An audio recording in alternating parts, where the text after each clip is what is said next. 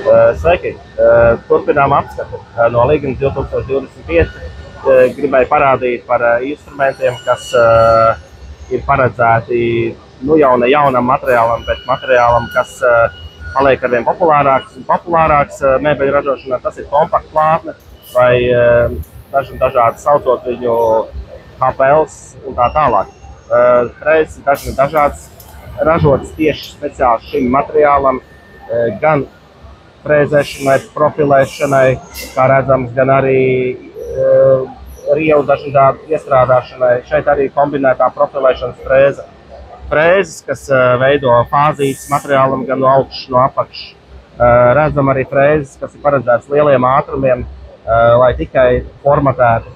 Tāpat šajā frēžu klāstā ir frēzes paredzētas māju fasāžu apstrādei.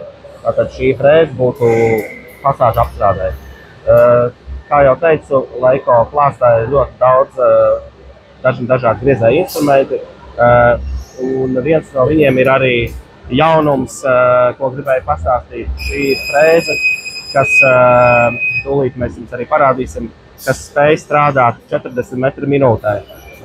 To šādu faktu nepiedāvā daudzi piegādātāji un ražotāji, tāpēc mēs to varam, mēs to spējam. Šis ir jaunums, paredzēts CNC iekārtām ar konsūļu galdiem.